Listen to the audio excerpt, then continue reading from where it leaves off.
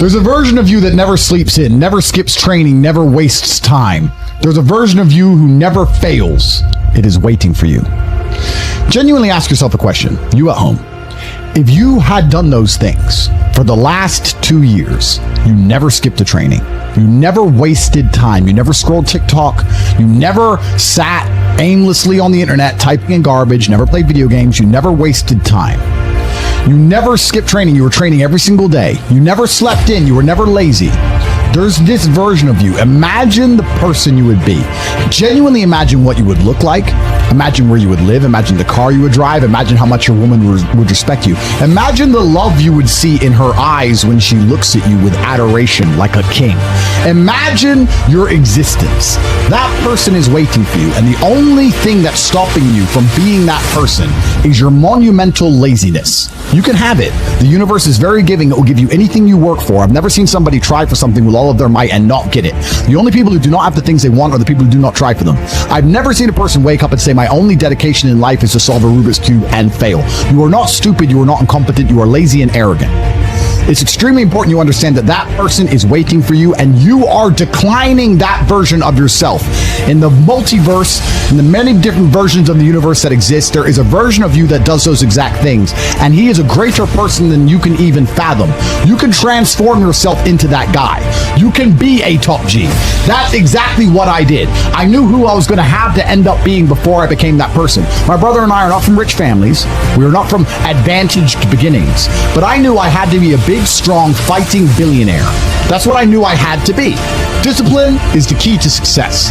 If you cannot force yourself to do something you don't want to do, how are you ever going to put yourself through the suffering required for greatness? If you cannot force yourself to train when you do not want to train, if you cannot force yourself to work when you don't want to work, if you can't force yourself to not log into Pornhub or force yourself to eat right, how can you possibly ever become a monumentally successful person if you cannot control yourself long enough to do what must be done as opposed to what you feel like doing? The only people who get to live their lives based on how they feel are women and children. Children can cry because they feel like crying, as can a woman. A woman can start an argument because she feels like arguing, as can a child. A man must do what he is supposed to do irregardless of how he feels. That is the key component to masculinity, is discipline. If you do not have the discipline to dedicate yourself to anything, you are going to fail and be crushed by the people who can. If you only go to the gym when you feel like going to the gym, you're never going to be as strong as the people who go to the gym when they don't feel like going to the gym. That is a reality of life. So, I train every single day. I've actually heard from some people saying, you overtrain. And I explained to them, one, I don't believe in rest. I'm not you. I'm not pussy, and I'm not broke like you are, Mr. Fitness Trainer, standing around the gym teaching people for $50 an hour.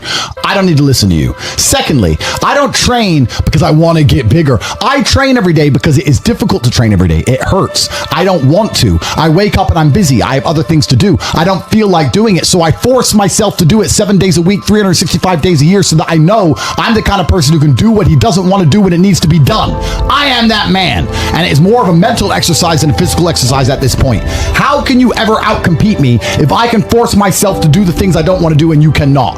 Discipline is absolutely essential for success, and you need to get very comfortable and very used to the idea of understanding that on your path to greatness, there are going to be long periods of time where you hate what you are doing, where you are dissatisfied with the actions you must undertake, where you are tired, where you are stressed. That is why it is difficult. That is why most people won't make it. If the path was easy, everybody would walk it and it would lead nowhere. 100 people start the path, 99 fall off because it is difficult, and the one person who makes it to the end gets the gold. If all 100 made it to the end and the gold was divided by 100, it wouldn't even be worth anything. The difficulty gives it value. The fact that it is difficult to do is the key component into the fact you want it in the first place. If it wasn't difficult, everyone would have it and you wouldn't want it because no one would respect it. It's supposed to be hard. Life is supposed to be hard. You're supposed to think this is terrible. You're supposed to suffer and smile through the pain regardless. Discipline is the key to success in all realms as a man. And if you lack it, you stand no chance. You can give most people a roadmap to success. You can give them a Ferrari with a full tank of gas, and a lot of people still wouldn't make the destination because they would say the drive is too far away. Quitters, they don't have the discipline. You can tell them exactly exactly how to do it. You can give them the mechanism to get there, but they don't have the discipline to complete the drive and end up at the destination. That is the majority of Earth. This is your competition. People who, even if they are told what to do, and people tell them exactly how to do it and help them do it, still quit, still fail because they lack discipline. Even me, with my monumental powers, I can't make a quitter successful. It doesn't matter how good I am. It doesn't matter how easily I make it for them to succeed. It doesn't matter how compendious and concise and powerful the real world is. It doesn't matter how much I text them and motivate them, how many emergency meetings I do to try and talk to them and hype them up, how much motivation I give them. It doesn't matter what I do. If they are a quitter, guess what they're going to do? They're going to quit. No matter how simple the map is to read, no matter how fast a Ferrari is, somewhere along the drive, the sun's going to get in their eyes, and they're going to sit there and go, I don't like this, this is hard, and they're going to quit. Quitters are the number one type of people that nobody can help. If you're a quitter, I can't help you, life can't help you, God himself cannot help a quitter. So if you lack discipline, you lack the very basic building block to any type of success which exists on the planet. By every single metric which can be measured with science, you are going to stay a loser and a failure. The key is to keep training. If you train hard every single day, you don't have to worry about a little bit of vitamin C. It's true. If you don't train and you don't smoke, you're still going to be a pussy. Yes. The answer is always hard work. As soon as you are granted life, you are guaranteed death. What you do in between is up to you. You are all conscious. That could end tomorrow, that could end in 100 years. But the time between the beginning of your consciousness and the end of it is completely up to you. Training is never the wrong decision. If you're in jail, you should train. If you are free, you should train. If you are rich, you should train. If you are poor, you should train. If you smoke, you should train. If you don't smoke, you should train. If you drink, you should train. If you don't drink, you should train. You cannot escape that hard work is always the correct decision. There is no time in any scenario when working hard is going to be the wrong answer. You should always try your very best in all things. I will smoke 10 cigars a day and beat the shit out of you because I train harder than you can possibly fathom. Pain is an extremely important part of the equation. Pain is the elixir of success. When people say this bad thing happened to me and I'm suffering, I say good. It is pain which is required. It's one of the elements in the chemical reaction. If a chemical reaction requires 5 particular distinct compounds and you have 4 and you're missing 1, it simply doesn't work. Pain for a man is one of the most important elements in becoming successful. Batman is Batman because they killed his parents. If they did not kill his parents, he would not be Batman. You're supposed to suffer. You're supposed to take that pain. The worst thing that can happen to you as a man is you live a life with no pain in it. To be born into a rich family and have a nice, easy life and be given money and you don't have to go to the gym and not have to train because you have bodyguards and sit around like a fuck up. You're going to be miserable and unhappy and a drug addict buying prostitutes. You're only going to have women who adore you. You're only going to feel confident in yourself and feel happy when you've been through hell and come out the other side. The pain is required, and you'll often notice that people who are better than you are people who have suffered more than you have suffered. So, the person who is waiting for you, he requires your motivation. It also requires huge amounts of pain. So when bad things happen to you, do not sit at home and lament. Do not feel sorry for yourself. Instead, look in the mirror and say, thank you, God, for giving me one of the ingredients that is needed for the chemical concoction that is going to turn me into a superhero. Because pain is an extremely important one. In fact, it's one of the most important ones for a man. Everything is war. All of it. Sitting in the commute without losing your patience is war. Trying to find a way to escape your slave job is war. Keeping your wife happy and your children inspired is war. Training to become stronger than before is war. It is all war, and it cannot be avoided. And I'll tell you why it's war. Because war is 2 opposing sides trying to achieve the same goal. 2 opposing sides want the same land or the same influence over X land. And the car you want, the Ferrari, you're not the only person who wants it. The reason it's so expensive is because others people want it. The girl you want, the beautiful woman, everyone wants her. It is war. It is competition. Everything about life as a man is war. It is conflict because you are competing against the other men who want it the same, which is why discipline is such an important thing, which is why you must take the pain and add it to the concoction to become as formidable as possible. Life is war. This idea that you can go through life as a man and avoid war is probably the biggest mistake that most men make, because it is impossible for you to achieve anything significant without war. Running a business is war.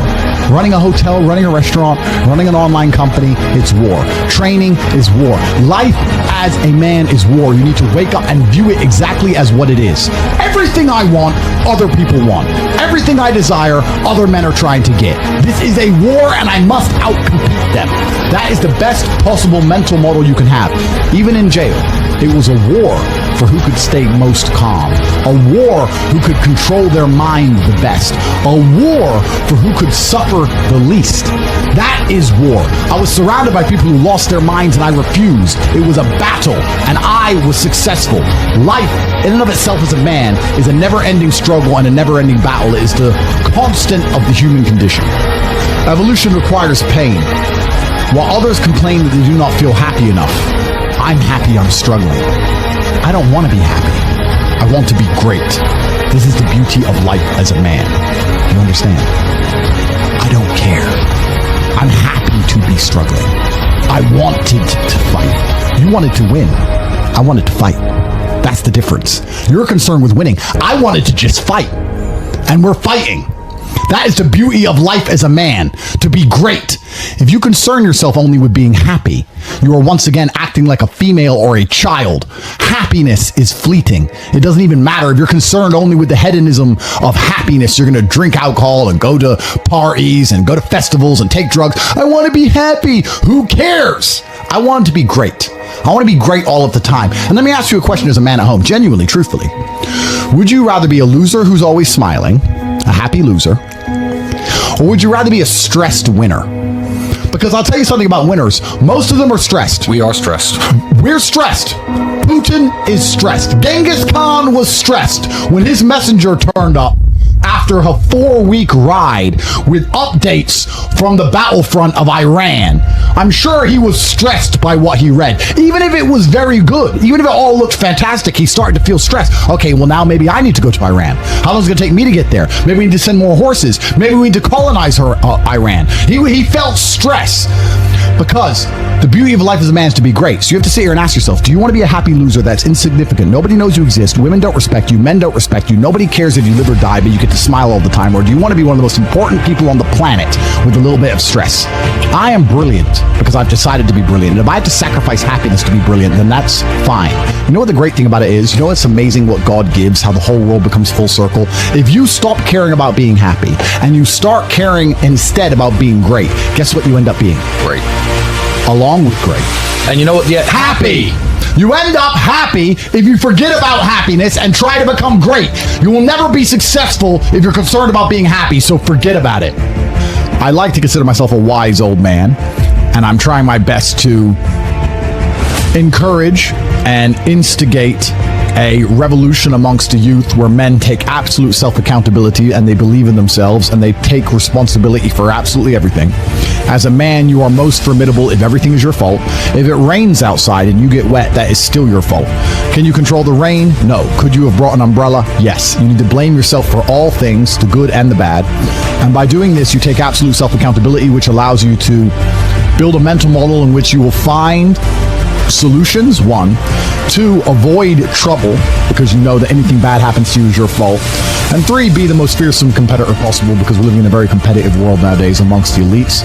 The people who understand that you're living inside of a fish tank are trying very hard to get out.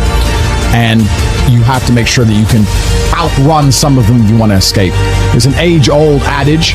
If a bear is chasing a group of people, you do not have to be the fastest one. You just have to be faster than the slowest. The slowest person is going to die. So as long as you're ahead of the majority of people, you stand a very good chance of avoiding slavery. Being a powerful man isn't always about furious anger and instilling fear. As enemies attempt to attack your energy and lower your vibration, understand this. Power is untouchable. Power may notice, but it doesn't care. Sometimes power is simply not giving a fuck. Being a powerful man isn't always about furious anger and instilling fear, meaning sometimes it is. You need to retain the capability to instill fear with furious anger. A man who cannot do that is not a man. It is one of the cards you need to have in your deck. However, more often than not, when you're in a true position of power, you will play the alternate card, which I'm describing here as simply not caring. How can you not give a fuck about things? So I'll tell you how. You're filthy rich, and you have a strong network of people around you who you trust, and you have a good family, and you have beautiful children, you have women who love you, and you have beautiful supercars, you live with your best friends in a compound, you have armed guards, and you're proud of yourself, and you're strong, and you train hard every day, and you're monumentally successful, and all of your dreams come true. And if you want something, you can instantly snap it up. You want a Pagani, you want a Bugatti, you want a $25 million apartment, anything you want, you buy. It's very easy to not give a shit about the opinions of people who don't have one fraction of your success. And what these people are trying to do is drag me, I'm using me as an example, but we can also use it for you. When you have true power, they're trying to drag you down. They're not trying to elevate themselves. They're trying to drag you down, which is a very different thing. Because it's amazing how God rewards those who are trying to build and create and elevate, and how it punishes those who are simply trying to destroy and be spiteful and negative. And these people are going to dedicate hours and hours and millions of hours of their life towards a certain cause. Thank you. To try and drag people down who they cannot affect because they're already too powerful and too large. And they're wasting their own human experience, and they're not progressing or advancing themselves in any way. They will stay brokies, and we will stay rich forever. So the lesson here is that you need to get to a position where ignoring people is a move in which you're guaranteed success. You can ignore people completely and they are benefiting you. And that comes from a position of power. And I think a lot of you at home right now, you may not be in our position, but if you're already working hard, you're already going to the gym, you're already training, you make sure that you're getting as much muscles as possible, as much money as possible, you're dedicated, you don't sleep in, you don't waste your time, you don't smoke weed, you don't play video games, you're focused on trying to become fantastic as a person, you can just ignore that girl. That girl who broke your heart or cheated on you, just ignore her. The most powerful move you can make is ignore her. Yeah, you could yell at her. Yeah, you could try and make her scared of you, blah, blah, right? That's not going to work. The powerful move is just to completely ignore her because you're on your ascent. She is likely on her descent. She likely has no intention of improving herself, no intention of becoming richer, no intention of becoming better looking. Time is against her.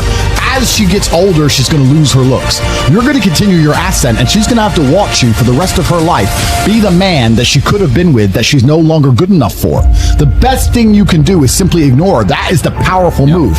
And it's the same with also men. It's not even a gendered argument. There's men who want to be your friends right now, who wanted to be your friend, and they did something wrong to you. And if you're on the right path doing the right things, karma, God, the universe, whatever you want to call it, is going to teach them a lesson for simply failing to be a good person to you while they had the chance. But when you have a whole bunch of money, you take care of the people you love. And that's the masculine prerogative. And even my brother and I, anyone who's been loyal to us, who's on our team, we monumentally reward. And everyone who ever displayed cowardice or sold us out or made mistakes massively regrets it because they see how well we treat the people who are close to us. If you lack somewhere, excel somewhere else. Counter your weaknesses by honing other capabilities. If you're ugly, become filthy rich. If you're poor, be as strong as an ox. Life is unfair. The primary focus of your energies is to balance the books. And there's two different ways you could interpret that. You can, obviously, increase the attributes that you are lacking. If you have the ability to train, because a lot of people don't. Some people are born without arms and legs, but you, with 2 arms and 2 legs, are sitting at home jerking off the Pornhub, flabby and fat. If you have the ability to train, you should be doing it. But also, there are some things that some people are just better at, and you can counteract that problem by teaming up with people who compensate for your weaknesses. People who are strong in areas where you are weak, and you team up with people where you are strong in areas where they are weak. I don't think between the people in this house and our group of friends, we lack anything. Correct. Anything. Correct. Literally anything. We can sit as a group and have a conversation about anything with anyone in the world and give useful insight and change people's lives for the better, because although I am not perfect, our team compensates one for each other. And that's the point of brotherhood. So excel in one area if you lack in others. I have people say to me, Andrew, I'm short. What do I do? I'm short. Okay, God made you short. Fine. Good. Doesn't matter. You can't change it. What you can do is become as strong as an ox and become filthy rich and monumentally important and extremely influential. You can do that. People say, I'm poor. You should be strong. Oh, I'm strong, but I don't have any money. Okay, then teach others to be strong. Yes. There's always a way you can take your advantages and use them. And by teaming up with other men, the other people, you can build a team in which there are no weaknesses. So if you have a disadvantage, you also have somewhere God has given you a distinct advantage advantage over others, and it is your duty to excel in that realm. It is your duty to become so monumentally influential and powerful within that specific criteria in which you have the capability to be brilliant, that your weaknesses no longer appear because they can be simply overshadowed by your network or overshadowed by your absolute competence. By constructing the correct mindset, you can be in the exact same scenario you're currently in, living the exact same life with a different mental model in which you view the world, and you will not only feel more powerful, you will be more powerful, you'll achieve more amazing things, you will be greater, you will be happier with the same car, the same woman, the same house, same income, the same everything, but your mind changes the lens in which you view the world. Lenses change things. Rose-tinted glasses, perhaps dark glasses. You can put glasses on, change the lens, and you can view the world differently by changing how your mind is constructed and put together and the way you view the world. That is the point of mental Aikido.